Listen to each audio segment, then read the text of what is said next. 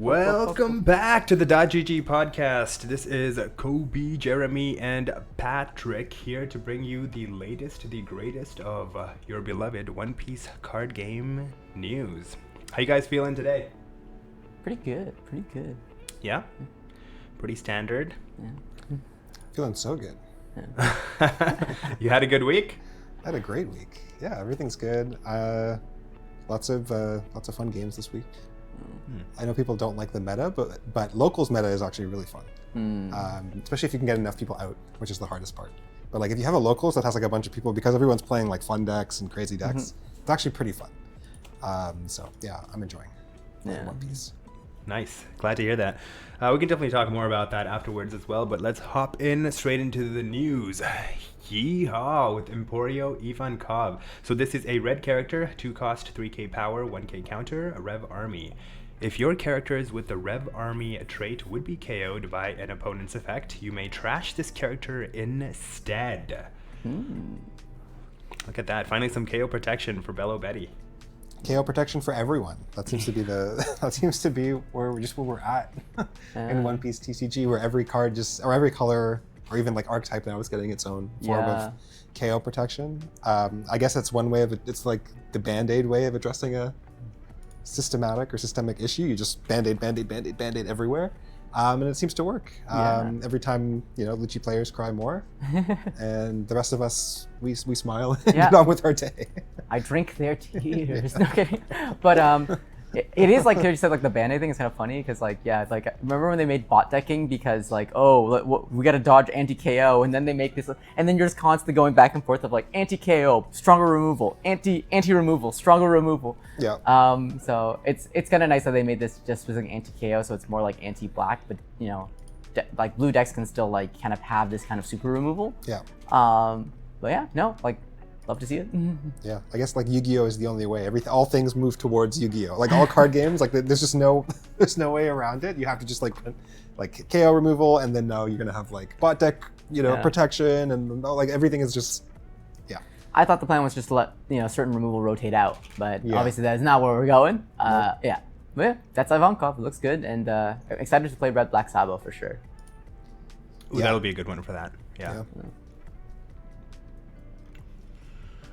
All right, so we got some more Roger support with Crocus, purple character, 5 cost, 6k power, 1k counter. On play, if you have any given Dawn, add up to 1 Dawn from your Dawn deck as active, not rested. When attacking, bounce up to 1 character with an original power of 3k or less to your opponent's hand.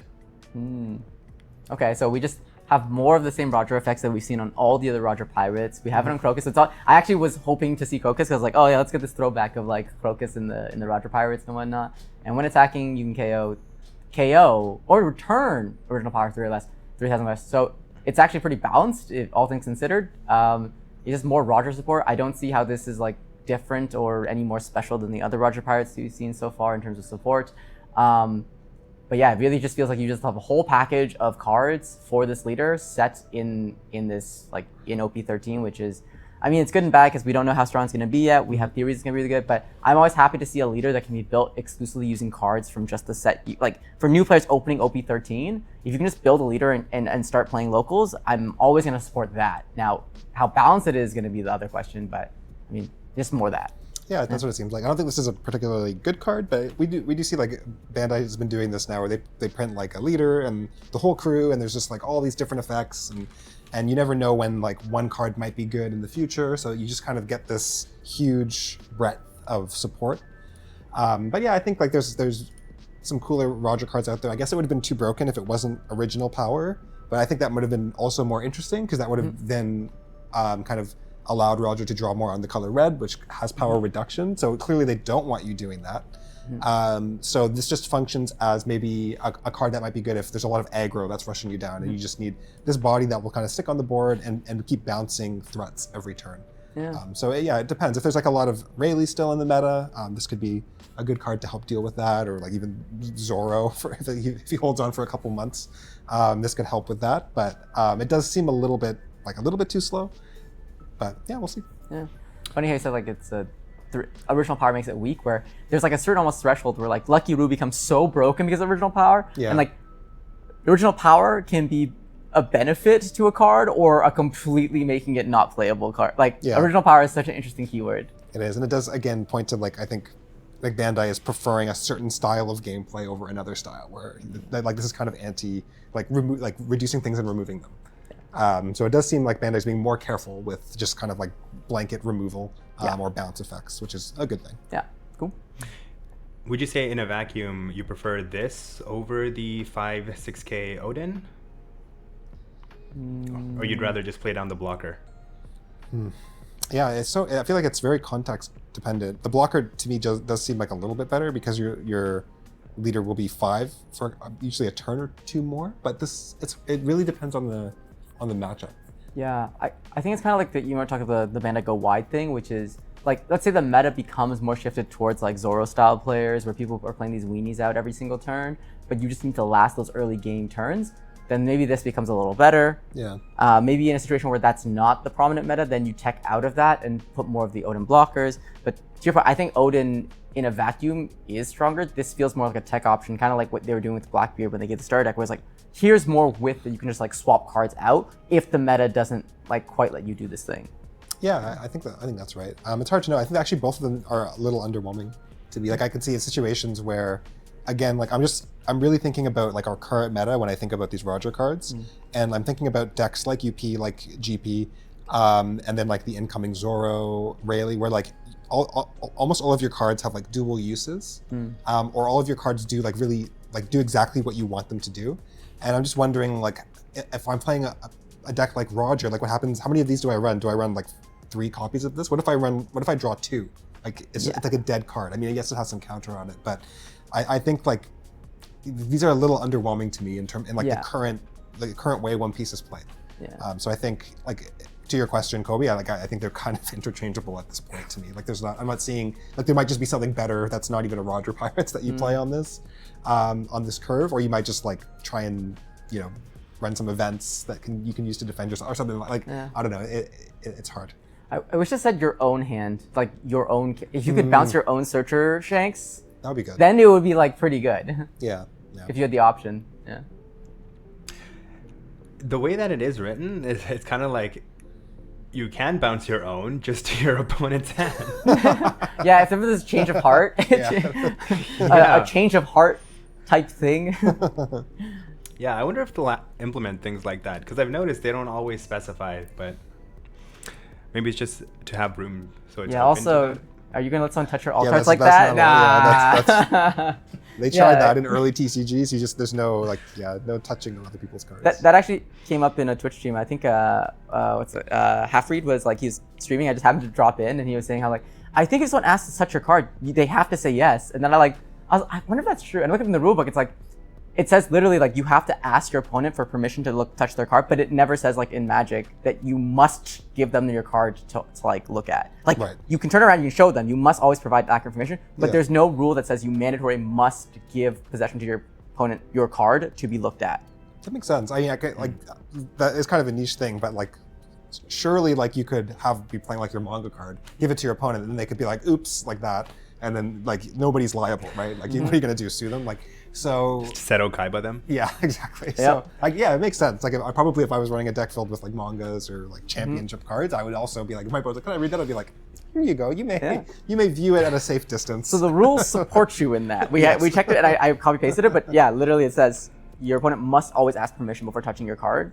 And there's nothing that says you must give them possession to look at it. Yeah. It's a fun little rule over there. Yeah. For all you max rarity players. You might be able to report them for harassment too at that point. Financial damages. Yeah. Vegapunk. This is a yellow character, 1 cost 1k power with 1k counter. This is Egghead and Scientist. If you have 2 or more Given Dawn, this character gains blocker. Ooh, chump blocker.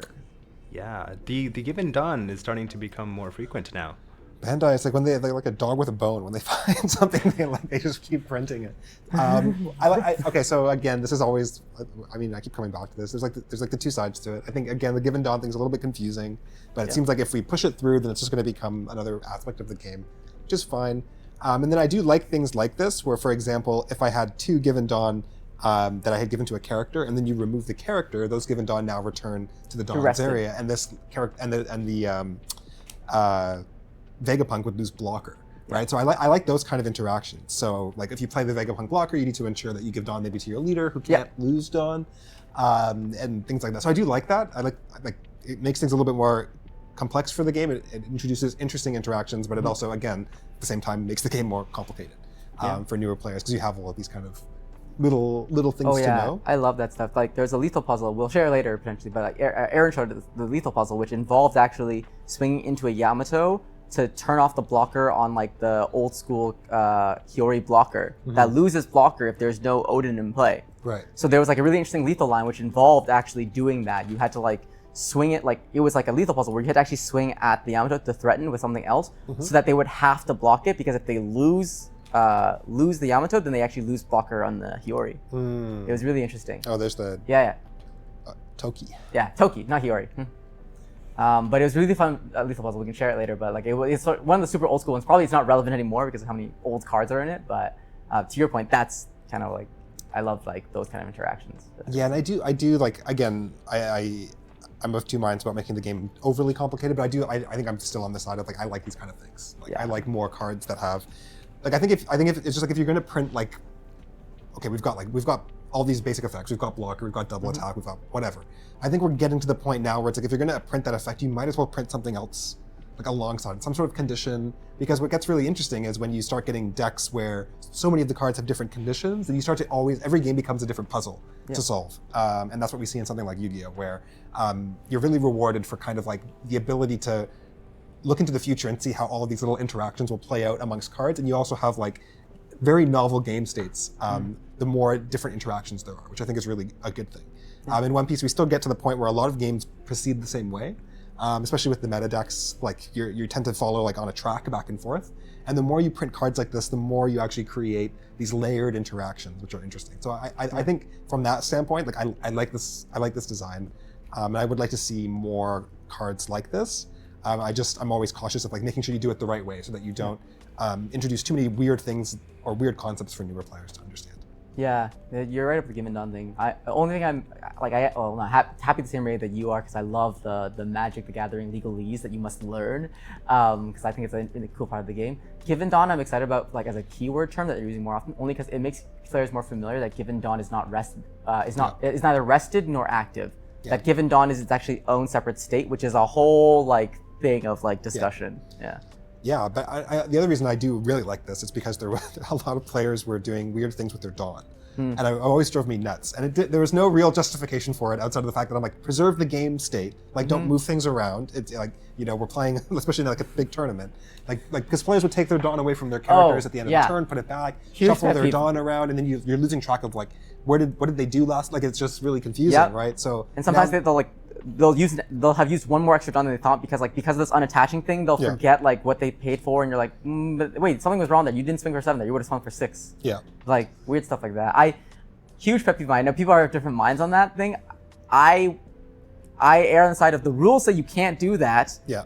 And some people are like, but it doesn't matter anyway. But I'm like, no. My OCD just can't handle it. No. Leave those Dawn attached. Yeah. It's just like so I think this will force people to now really do that, which I like, because I think we should all be trying to like have very clean game states. Yes. Information should be as clear as possible. I think One Piece has become like a very competitive game. There's a lot of prizing on the line, a huge competitive scene. So I think we need to move towards just having everybody kind of playing the game the same way, not doing weird things. And so I do like this as a step in that direction, and that may also be why Bandai are pushing it a little bit, because I know that was one of the things that they brought up on their Japanese stream, where they were talking about things that players do that are kind of like annoying or that you shouldn't do, and that was a huge one in Japan too, where players just like shifting their Dawn around for no reason.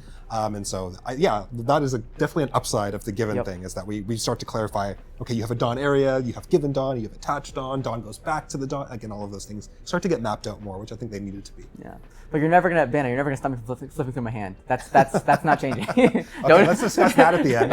I have some thoughts on that. We should definitely talk about that. But anyway, but this is the trump blocker that's for Bonnie for the 2 Given Dawn state. Whether that gets used in Vegapunk, I don't think it's really that important to have a 1 Dawn chump blocker in Vegapunk, especially because you need to have a character that has attached Dawn, because you're not going to attach Dawn to your Vegapunk because it can't swing. Yeah. But yeah, it's Bounty Sport. Yes, and I guarantee, like, it seems like a niche thing, like the whole, like, if you have a character that has the given Dawn dice, it's going to come up a lot. Yeah. I think Bonnie will be played, and for Bonnie players, like, you'd be used to attaching 2 Dawn to your leader and just autopilot playing, and there's going to be a situation where it comes up where you mess that up. In Sealed, 100% Kobe and I are like abusing the shit. Like, it's like, oh, no, because technically it's not given because I cleared the unit. Yeah, it's going to be sick. Yeah, and especially if they have the Dawn spread out, right? Like their Dawn is spread like 1, 1, 1, 1, 1, and nothing on their leader or something like that. You kill 1 unit, and now it's like not like it's gonna happen. It's gonna be so. Just everyone be aware. And I knew you said this is the card that we probably talked about the least because it has the least information to discuss. But like the one time at Sealed where the Borsellino blocker only blocks if the opponent has like 4 or less cards in hand. I think you watched me lethal someone where because I swung at them a certain way, their hand size increased. Yeah. And then the next turn they realized, wait, I don't have enough blockers to survive anymore. And it was like I had to swing in a way where they took the hit. Yeah. Like I swung too high. Yeah. So they had to put them to 6 cards in hand.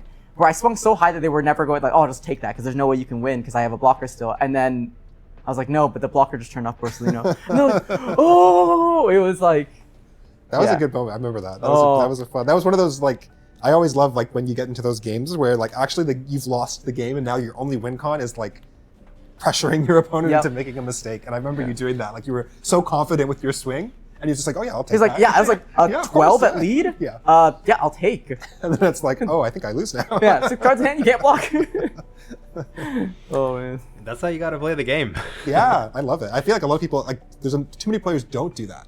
Like when the game is over, they just resign themselves to the loss, and they don't actually see even like those weird lines where you can force your opponent into misplaying. And I've done that so many times. Like it's unbelievable how many times I've bluffed my way into a win, or I've bluffed my way into like I still lose, but it's like my opponent was sweating for like 10 minutes, and they were just like, oh, at the end of the game, and I'm like, yeah, I had nothing the whole time. And they're like, what? When I leave Dawn up, and Maya looks at my Dawn, and she's like, what does he have? And I'm like. Maya's literally asked me for it. Yeah. Half of this game is about who makes the mistake first. Yeah. What is that Dawn for? Yeah, you remember, right? All right. That's plenty of Vegapunk. All right. Yeah, right. Go all the way to the top. So this is the alleged Roger event we were talking about. Ray Giant. For 1 cost. So on a main, you may rest 3 of your Dawn cards. If you have a given Dawn, KO up to one of your opponent's characters with an original power of 4k or less, and up to one of your opponent's characters with an original power of 3k or less.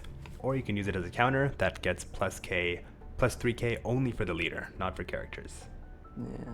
Yeah. I don't know. I mean, I love events like this, but this feels super undertuned because, like, underwhelming because like it's original power once again. For the removal effect, which is not amazing because like it's anti-synergistic because you actually can't combo with anything else. I think there's very few 4Ks in the game that you actually care about removing that are also impossible to like. There's also almost no protection for 4Ks or less. There's almost nothing to like. Yeah, this doesn't. Maybe you hit Tashigis with this, right? That's like the only thing I can think of that's kind of semi-important, or maybe like you hit a Rosinante blocker. But like you're red, purple into green, so you're already kind of favored. And I like that it's a 3K event, they have to errata it, but this doesn't feel. This feels very like meh. Yeah, I think this is they tested Roger into Rayleigh, and Rayleigh was just destroying Roger, and then they printed this to deal with Rayleigh because this specifically is really good against Rayleigh, really only Rayleigh because they play that Luffy that goes to the moon with power, but it is 4,000 original power. Yeah. So you play this, you KO the Luffy, you KO like a buggy, and then Rayleigh just like starts to fall apart. So my guess is they were testing. This is just like. And they were like, oh wait, if we release this Roger, like Rayleigh, because Rayleigh's a really good deck. Yeah. I think a lot of people I've spoken to are going to be on Rayleigh next set, especially with incoming potential bans. Like Rayleigh seems really good. It's really fun, really skillful. Lots of cool lines. So I think. Oh yeah, that's true then. Because this is generic. This can fit any leader. Okay, then I take it back. I can see like this is like kind of like an anti-Rayleigh tech card, but I also don't like that sometimes from like a balancing perspective of like a.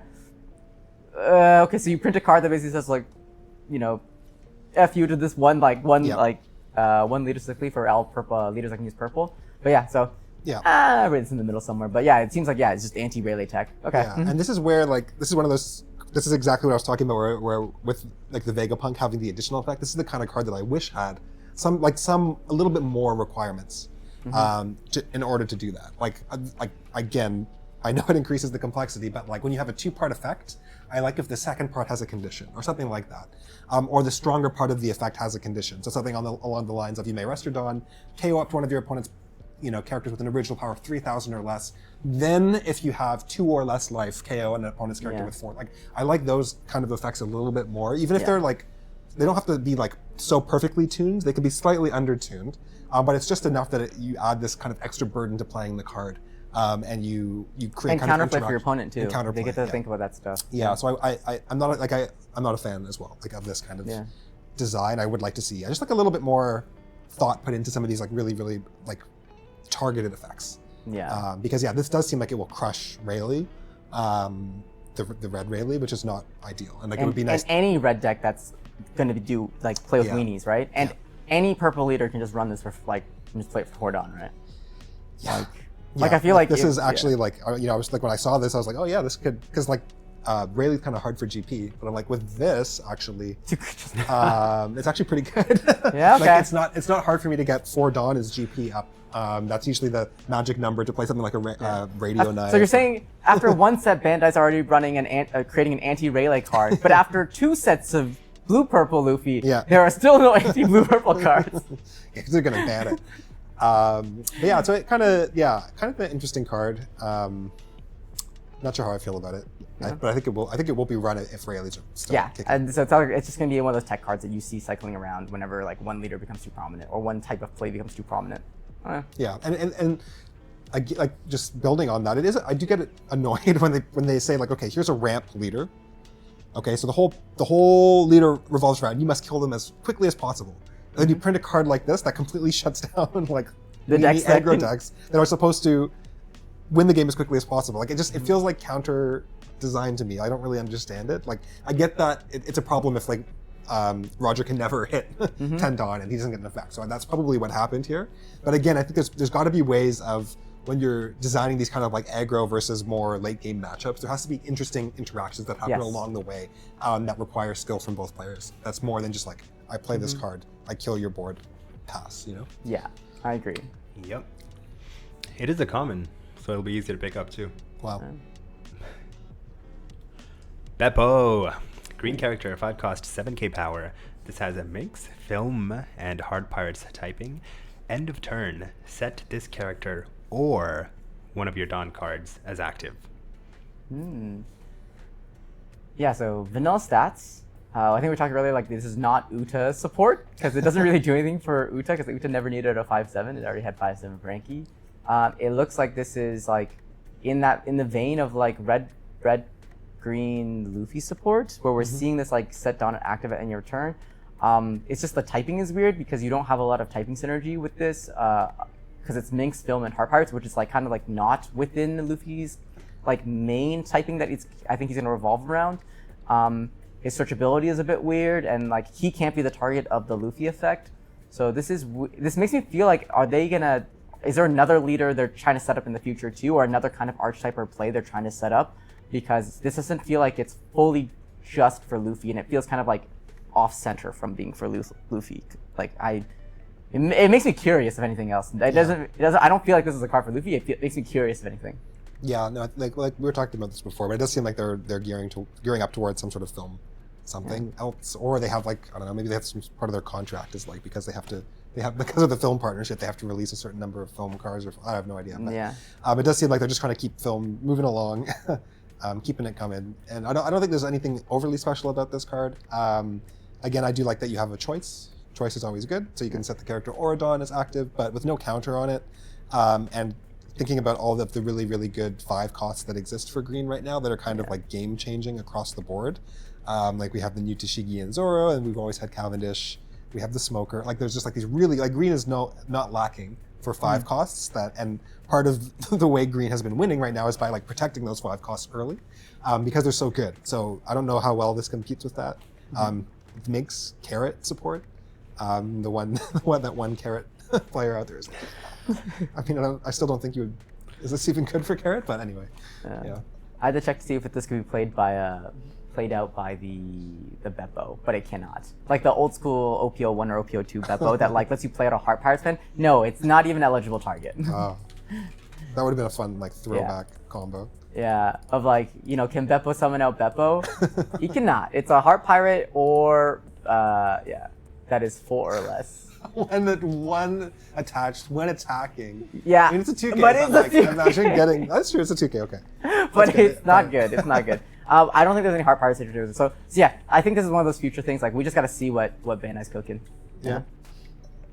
Defo. And Trafalgar Law. Green character, 6 cost, 6k power, no counter. This has Film, Supernova, and Hard Pirates typing. Yeah. If you have 1 or less life, this character gains blocker. And on play, you may return one of your characters to its owner's hand. Then play up to 1 character card with a cost of 5 or less from your hand, rested. So if you do play this Bepo, it can restand afterwards. I think it's really cool card design. Like I love cards like this where even if they're not competitive, like even if they're not super great, like they just have really solid effects where like eventually you can tell that this can probably piece together to create a pretty cool combo. You get to just recycle an on play, which I think is really great. The fact that it has blocker when you're at lower health is like not terrible. It makes up a bit for the fact that it doesn't have counter. It being 6 cost definitely heavily nerfs it because they know obviously they cannot make something like this 5 cost ever because of all the 5 cost interactions that exist in the game. It can't be played by Resonante, so that's another like balancing factor. So this card was heavily balanced probably because when they tried it the other way, they were like, no, too many things about this card just become broken. Like if you just have blocker all the time, it might become too good. But I don't know what combos it does specifically right now. I can think of a lot like Tashigi can get replayed off this. Any 5-drop that is really good in green, like you said, you can just recycle it. Like it could be like a carrot that you're recycling off this. Like it's really good for those like durdling turns where you kind of just want to get additional value and just keep building the board wider, but you don't really quite want to pressure your opponent all the way down yet. For our rush type like green, it's great. And it's not color locked, so if you're a mixed leader that has green and something else, you can also replay something. Like you could replay a rush Luffy and swing with it again. Who knows where this will land? All I know is that it has combo potential. What combos it'll actually be used for competitively, I won't know. But I always love to see a law card. Yeah, I think actually, this is an interesting one. I mean, the fact that it doesn't have counter is not great, but we've talked about how like there's not a lot of good 6 costs, and when you're going second, your 6th on turn is often very awkward. This completely fixes that because you can drop this into a Cavendish. Going second, and now you've established 2 like really big bodies, and you've gotten back some Dawn for like a Bonnie leader effect. So this does seem really, really good, and because it's slash typing, it's going to fit into that slash package that we've seen. That emerges with the new Zoro, allowing you to, bounce back your Searcher, play out like a Tashigi, bounce back your Searcher, play out a Cavendish. On 10 Dawn, you can play out the new Mihawk, restand 4 Dawn, play this out, then play out Cavendish. So you've got your own little Gecko Moria combo for 10 Dawn, restanding 2 Dawn at the end of that. So you can still use something like a lead. So there is kind of cool synergy with this. It's still a brick though at the end of the day, which makes it hard, and it's still like a going second card, and it doesn't. Like you lose cards by playing this, of course, because it's like you're losing your hand advantage. But I think there's a place for it. It's pretty neat, especially if you can bounce back something like a Searcher to get back value. Because there's a lot of really great on plays you can bounce with this, right? And like you can use this to kind of ramp out a body too, which is like really good. And it's still 6K at the end of the day. And that going second is strong. And you're right, it's like super searchable. It's film searchable. It's supernova searchable. It's heart pirate searchable. It's like it's slash searchable. So it's like you can hit this with almost any searcher. Yeah. So I mean, I do hope it's used in like laws in some way. Like I love the idea of playing this to bounce your bounce law, to bounce something. Like I like all that bounciness of law. I don't know if it'll actually be used that way. It does just seem like take back my Searcher, play Cavendish is probably like the strongest play in the game. Of course, what you play out does come into play rested. So like if you do play out a Cavendish, they can swing on it, so you should be prepared to drop a 2K and a 1K probably, because they're going to swing 8 at your Cavendish if they can. So that there's also that fact that whatever comes into play is rested, so you almost have to set up like a blocker or something beforehand. But it does seem like there's so much potential, I think, with this. We'll have to see how people like mix it in to the green pool. Nice. Yeah, I'm excited for the bounce potential. That is the end. Wow, that was a quick news section. We're all caught up, guys. Yeah, we are. Cool. So we don't have too much else. I think it's just block rotation news now. So I think that came out last week, some more clarification on how block rotation will work. So there will be 2 tournament regulations. One is standard, where you can only play with the rotated cards, and 2 will be extra regulation, where you can play with any card since block 1. One thing to note is you probably can't play with banned cards, but technically they haven't specified that yet. The other point is all block 1 cards in PRBO2 will be treated as block 4. So you can actually use them past April of next year. Mm-hmm. Yeah, it's going to be a fun little errata. I don't know if they've updated the actual numbers in the print, but they did let us know. So be aware of that when you play in tournaments. In case you weren't aware, manga arts will have a block value of X, meaning they will live forever. So that'll retain value as well.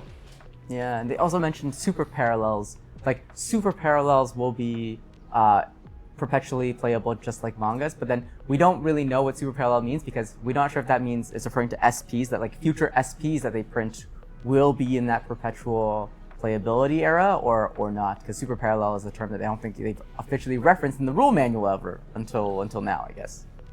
Yeah, I mean, I thought like this wasn't really news to me. I thought we kind of already figured like that this is what was going to happen. I guess like the PRB, like that it's going to be in the new block is fine. I think like I'm still kind of like just closing my ears to rotations and pretending they're not happening. Yeah, it's not happening. And then just waiting to see until they maybe announce something that's like good about rotations. But yeah, I mean, I think we kind of expected this, that there's going to be some holdouts. Your manga cards are still valuable. I would have liked to also see something like this for like SPs in general. Like people who have SP cards, it would be nice to see SPs also grandfathered in, so they stick around forever. Yes, that's what we're waiting to see. Like, does super parallel mean SP? Because like that's the thing they're waiting. Like, I'm sure it doesn't. I'm sure it's some new convoluted. Well, that's like, does SP count? Is SP super parallel? Is that like what it's like? That's why we don't know until they actually release more information on probably in August in the August announcement. Yeah. I kind of want them to I know they're trickling out the info and they will do that, but I kind of just want to know like everything that they're planning with this because I think right now there's just so much uncertainty that they've added into the environment by having like rotations, and then you have got things like a looming ban. Everyone just feels uncertain. Yep. That's just not a good place to be as a community. Yeah. You don't want your community feeling like they don't know what they're going to play next set. They don't know what they're going to spend their money on for this card game going forward. Because so it would be nice to get out of this period of uncertainty and get back to just kind of like some measure of consistency and like where we know what's going to come. And so I think like getting over this hump can't happen soon enough for me, because I think we're going to actually lose players until we get to the point where Bandai kind of figures this out and solves it, because it's just it's a hard time to know what's going to happen in the future. Yeah, I mean, we were talking about it's I've been very vocal about not liking the rotation for reasons of I don't think it directly affects affordability. We're actually seeing the opposite problem where we're seeing playable cards be really expensive, and we're seeing alt arts drop in price because people are just I don't know if these are going to be valuable. Right? There's a lot of hesitancy around the game in general, which is not something you want to see. You don't want that hesitancy to be a thing that you constantly think about when you're playing the game, because you want to just think about playing the game when you play it. Yeah. If anything, the thing that's helping affordability is PRBO2. It's not rotations isn't what's helping affordability. It's PRBO2 that's really helping affordability right now. And then it's so hard to know what's happening because also the power, like what you said last week about Roger, we're seeing the power creep go up. So we're not seeing the rotations affect the two things that they said were going to affect, which is help tone the game down in terms of power or affect affordability. So it's becoming really confusing where, to your point, I don't want to buy product as much because I'm kind of I'm not sure what's going to happen with Bandai, because I'm not sure what their plan is, because it feels like there's just, this rotation's a small thing, but it feels like too many things are happening and there's not enough actual thought or push behind the why it's happening. It feels almost like the rotation was decided first, and then these are things that support a rotation, but not why would the rotation make a better format? Why would it make a more healthy game state? Because right now, if anything, the bans actually should have happened this month, I feel like, because then there would have been a completely new meta for this little section of Treasure Cup, and then people will be practicing for regionals, and they'd already be practicing future format, even without the new cards. They'd still be practicing some semblance of what the future would look like. So it feels like a very confusing time, also amidst a bunch of other game releases like Riftbound and Cookie Run Yep. and Gundam. Yeah. What is Cookie Run? Cookie Run card game. But yeah, so it's just I want to see what they do in August. Hopefully they come out with a really big announcement and they're able to get people really excited, because this is one of those like dirtling moments where like the ship seems to be like caught in the calm belt and we don't feel a lot of the winds pushing like I'm excited about OP13, but also from the West, OP13 is like October. Yeah. That is so far away for me to be excited about. No, further than October. I think it's like November. October is PRBO2, I think. For us. Yeah. It'll be like that December-y set, right? It's so hard to be excited when the future is already foretold for us, and it's so far away, and there's like more looming factors in the future to worry about. Yeah, and I think like what you said is true. Like I think yes, PRB helps with affordability, but it's always too late. Yeah. And like so I don't have faith in like this. Like okay, so we're gonna have rotations, great. Like they're gonna print a new set. It's gonna be like what EBO2, where I can't get any of the cards for the meta deck and everything. Like they haven't really built up the goodwill to in terms of like making it easy for players in the West to get the cards that they need for me to trust that this is going to be better for the game moving forward. Because yes, PRB2 is going to come out, and finally I'll be able to get my 2 Cavendishes. But like I've had to like borrow Cavendishes or not play decks with Cavendish for 6 months because I refused to spend the money on it. And so now I can finally play Cavendish decks like after the meta is going to move away from Cavendish. It doesn't actually feel that good, right? And so I think it's definitely a problem when you're always a little bit behind kind of addressing these supply issues. And I don't think rotations fixes that in any sense, because you still need to make sure that there's enough supply. You have to make sure that these cards are affordable for players to play with. So yeah, I know it's like a very apprehensive time for the One Piece card game, and it's really interesting to see. Like, I feel like Bandai almost like they had so much momentum and they almost took the wind out of their own sails by announcing this, which is so like I feel like I was like One Piece was kind of at its highest point, or had just been like really peaking in terms of everything, and then the rotations announcement came out, and it seems like we've really been kind of on like a downward trajectory since then, with no kind of hope of bouncing back until rotations, and I just think that's a long time.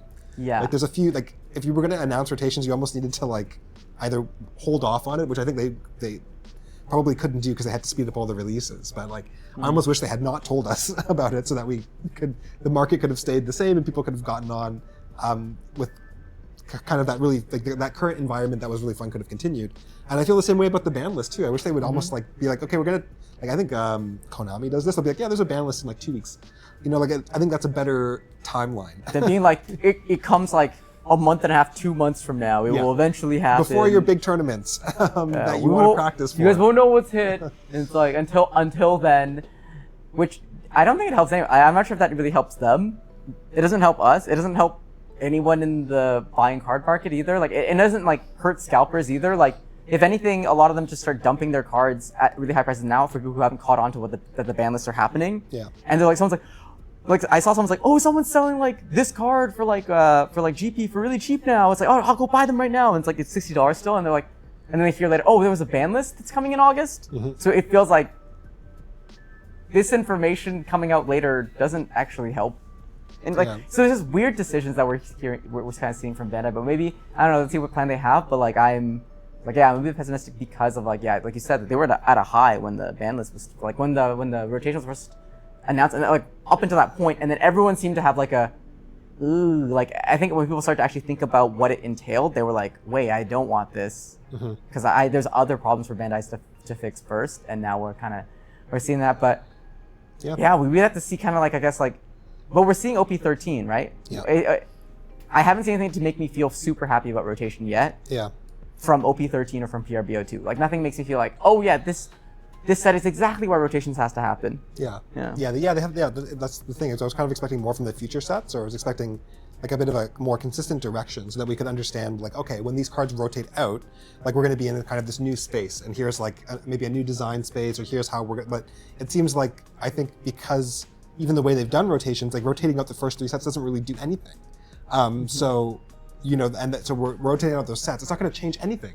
Except make those cards not playable, and make like those decks not playable for people. So it's almost like it's almost not impactful enough, while being too impactful in a certain way. So like it's not impactful enough because nobody's playing those cards or leaders so much, but it's too impactful because, of course, that has huge effects on the market going forward Yeah. for all sets. And so it's kind of an interesting space that we're in right now. And I think like what we've been talking about has very much been reflected on the community. I think this week I've been seeing a lot on Twitter. Maya's been telling me on Japanese Twitter as well. Japanese players are also not happy with the current state of the game and the kind of the current direction. And so we're seeing that kind of bubbling up now, I think, where and I think, in my opinion, it's just that it's the uncertainty. I think that's not great. I think actually if like everyone's like, oh, the problem right now is like UP is too strong. I think it's actually the uncertainty that's the problem. I don't actually think that it's UP is too strong or anything like that. I mean, UP is too strong, but I think it's just that we don't know what to expect, and we're all feeling anxious and don't know where to put our time in. Yeah, because yes, the game is about just playing it and having fun, but it's harder to do that when you feel like there's all these question marks. Because like I don't even like, you know, as a person who loves extended formats that have like, you know, I get to use all the cards from history. That's not too exciting to me because I realize like, wait, you mean that's already what we have. Yeah. That's like that, and I enjoyed that. I'm not really being given why rotation is better then, because you're giving us the two formats, but up until now I've been playing the extended format. Yeah. And I've been enjoying that, and I like that. I don't know, like it's almost like you're giving me a new thing. It's like, but why? Like we've been playing this the whole time. Yeah, here's a rotation. Now you're going to lose 3 sets of cards that you weren't going to play anyway.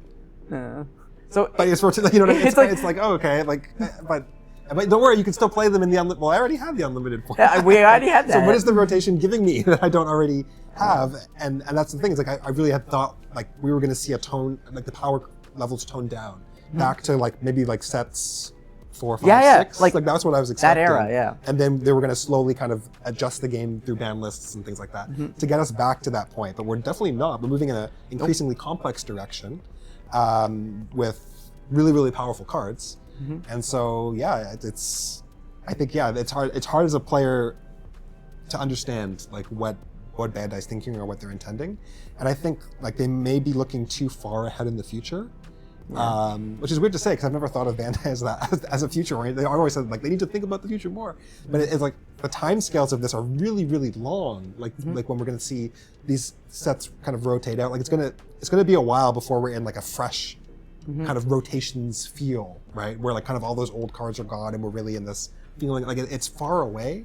And I just like with Riftbound coming, with Gundam coming, like I think we're going to bleed a lot of players, and we're going to need something to get everyone excited again. To get excited about the game again, because like I've heard from some friends who played Lorcana that like they started the rotation even earlier than One Piece, and that was too early, and it ended up really hurting their game to a point where the player base has really declined from where it was at its peak. That the rotation being too early for a new game is far worse than rotation being too late in a new game. Like I think we can see it objectively now that too early is more of a problem than too late. Like if you got there too late, like you were like, oh, we started doing rotation announcement, and then like they didn't start. Like imagine if they announced everything 1 year later. Like imagine if this whole rotation was just 1 year into the future, and I think everything would like whatever good or bad would come of it would still have come of it. Yeah. I don't think there would have been a huge difference from it being a year later.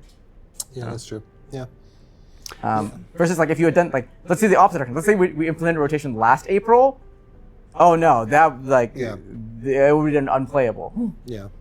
I feel like sometimes you gotta sufficiently dissociate to just enjoy life. Yeah. Change is hard. So we gotta create our own formats, our own fun, and With blackjack and hookers. Yeah.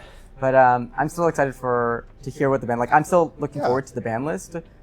But I will be honest that I've been telling these guys like between now and when Bandits comes out, I'm mostly playing Gundam because it's just like, you know, because it's just something to do and like it's a pretty fun game too. But like between now and the ban list, like everything could change. And I love being responsive to the meta. Like you know, I'm like a rogue player, so playing this current meta, there's nothing to be rogue about it. It's like there's nothing to be rogue about right now. But once the ban list comes in, then it's like, oh, it's time to like really figure out how to like poke holes in whatever the theory is right now. Yeah, exactly. And I think like that contributes a lot to the uncertainty too. Is like there's really huge potential for the next set for us here. Like there's a lot of really cool leaders. There's like Kuzan, Koala. I think Rayleigh's a cool leader. I think Zoro's a big problem though. So like it's like it really depends on how we've talked about this, but it depends on how they do the bans. Like Maya was showing me some tweets from Japan where players were showing like, okay, if you ban UP, then it's just going to be green Zoro mirrors all day, like literally all day, and that's like that would be the end of the world. Like that would be so terrible. And especially with this timing. So like they probably have to actually also hit Green Zoro, but that's a new leader that's coming up that everyone's excited about. And everyone's like, oh, I want to play Green Zoro, so they might not be able to. So it's like, we really have to wait and see how it shapes up. And I do think there's really huge potential if you hit the right targets to have some of these cool leaders that didn't get to see play as much, like Kuzan, like Koala, and obviously Rayleigh's such a really like skillful, cool leader. Yep. Like I really want to see like we can get to that point where we get all these kind of under-recognized leaders emerging, and then I think we could have a really, really fun meta to kind of get us excited going into OP13 and get some excitement back into the game. Yeah, and with that, like last comments, like exactly what you said, which is kind of like what my argument against rotation was like, you know, saying that, oh, the problem is old cards and old leaders are too strong. No, if you hit UP right now, what's the best next deck is the newest leaders. And let's say you hit that. No, you're still looking at leaders from the most recent block. It's not like, oh, we just banned UP Luffy. OP03 Kata just became the best deck in format. Like that is so many tiers away from happening. Yeah. No, I think, okay, so there was a off-meta tournament that was held where you could play, or not off-meta, sorry, unrestricted. Like, so you could use any banned cards. That was held. I don't know if you guys saw that, but did you see it? No, I didn't. Did you see it, Kobe? No. Okay, great. So you could use Sokka, you could use RP Law, you could use any Moby of those. Dick. What? Yeah. So let's just take. I just want to get some guesses. What do you think won Nami. the tournament? Nami? You said that's so fast. If OP03 Kabuki's unbanned, Nami? I don't know. I don't know if Kabuji was unbanned actually. Interesting. I don't know if Kabuji was unbanned. That's like the one character they can't unban. Yeah, so maybe not. Like, okay. Okay. If you don't say Nami, then who else? I would say Lucci, like with unbanned Stage, unbanned Moria, unbanned Tempest, unbanned Eruption, and unbanned. I think there was another black card. Ice Age. I think it'd be Lucci. Yeah, I've always felt like Lucci could be stronger than Sokka. I haven't tested it out though. Well, UP Luffy won. What? Nice. And no, whoa! But with Lucci, with Ice Age and Moria, with Soul might have Piloting gotten kicked out. blindfolded, what's going on? To be fair, it was a smaller tournament. All right. We're gonna run that tournament because, like, no, are you kidding me? Moria with Ice Age still with Lucci and NS Lobby? No, everything's dead. Everything is dead, and you have a board of 4 units. Yeah, I think Ice Age Moria Luigi should beat UP Luffy more easily. And Eruption. No, you also get Eruption. You get you can True, run with, 4 like, copies extra of Eruption Tempest and kicks. 4 Tempest kicks. Yeah. Yeah. Yeah, and I think so. What emerged too was that like RP Laws actually was really, really strong as well. Yes, that makes sense. And especially with like Sanji Pudding and stuff like that. And so like I think the UP dodged a lot of matchups. It's on Twitter. You can find it. But the only reason I brought that up was just that it was funny that it's like everyone's always like, oh, these banned leaders. Then it's like when you unban everything, it's like, oh yeah, it's still like UP. Like it's still like a current leader is still like in contention, even against like the strongest historical leaders that we've had. Which just kind of goes to show be that. fair, yeah, it might be the current leader that's going to be banned as well. Exactly. Yeah. Totally. Or I'm just saying, I'll do money matches, unrestricted. I'll play it. I'll do those money matches. Yeah, we'll hold you to it. Yeah. No shot, it's not Lucci. I mean, okay, so yeah, that's probably fair. Anyway. Lucci still has the same problems that Lucci always had, though, in an unrestricted format, which is you still have to draw more. Yeah. That's fine, because you have 8 cards that cycle in your It's deck. true. It's true. But you can still brick, which is why even when those cards were unbanned in Japan, Lucci was not popular. Even when like they still had like in the EB format and all of that, they still had they had those cards for a format that we didn't, and Lucci was still not popular because to Japanese players it wasn't consistent enough. There was still, but they didn't have Eruption though, right? I know they didn't have Eruption. I get that. That I think that's the biggest shift I think, because like 4 Eruption, 4 Temp Kick. Yeah. Ooh. For sure. The deck is 42 cards at that point. Yeah. That's great. Anyway, so I will. You can add me on Twitter for these money matches. I will play unrestricted Lucci. Beat me with UP. That's a fun discussion though. I love that. Lots of stuff to talk about the meta, ban list. We're just gonna have to keep talking about it until something changes. That's how life goes. No. But yeah, we are at the end of our episode today. I don't think we have any more news, but hopefully a lot of cool stuff will come out next week. Were you about to say something, Jeremy? We have story announcements. Small story announcements. So just so you guys know what things we have coming out, for those who are excited, because I just realized that I don't post on Twitter enough about this. We have a new Robin mat that's coming out next week, in case my spoiler didn't make it apparent that it's Robin. we have Robin and the new Robin deck boxes coming out at the same time. So you can grab those things together. They'll be at Leon's store sometime next week or the one following. And we have the Ace fruit coming out too next week or the week after, because everything's coming out earlier than we expected, which is a good thing. But we just wanted to promise you guys in September so that we weren't like over-promising and whatnot and weren't like delivering late. Yeah, new deck boxes coming out. We have a Zoro playmat coming out at the end, towards the end of August, and then we have a Cross Guild playmat coming out mid-August. So those are all cool things you can look forward to, but they look sick so far. I can't wait to show you guys. That's spoilers. going to be very exciting. Yeah. Yeah, everyone's going to be all up on that. People have been asking for the Ace deck boxes and like Robin deck boxes. Robin playmat, Zoro playmat. Patrick, you're going to get your dream of just Zoro mirrors all day long because of these. At least they'll be on nice mats. I mean, that's like, yeah, that helps reduce, you know. Okay. Yeah, we got crazy cool artists for them too. I'm so excited that these artists that I've wanted to work with for a really long time, and there's still a laundry list of artists that I'm like, oh, like I know you got some people think I probably work from like One Piece character and leader forward. No, I kind of.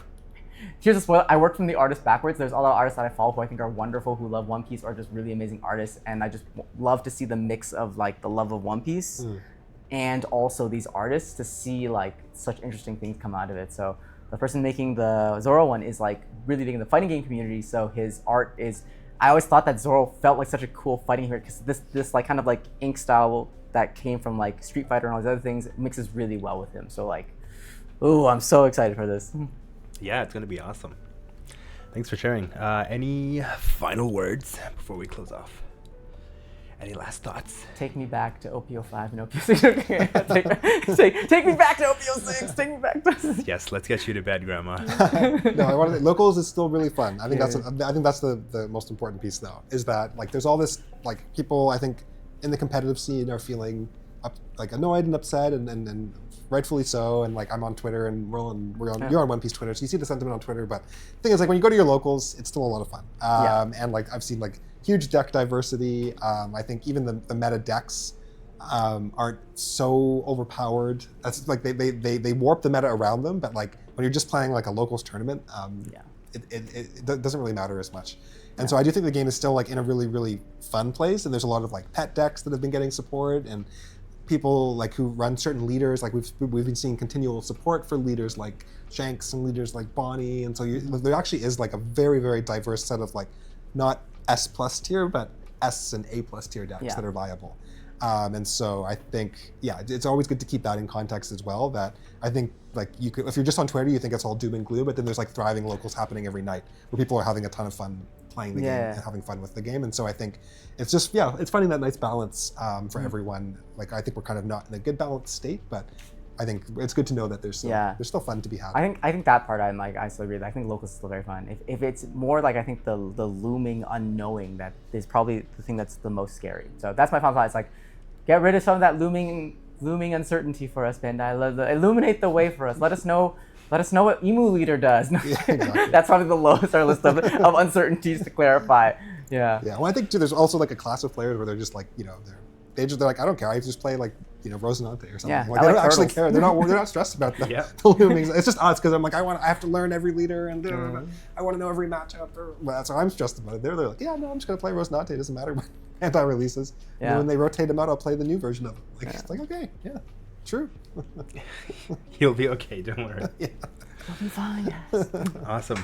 Well, thanks everyone. We will see you next time. Bye. Take it easy.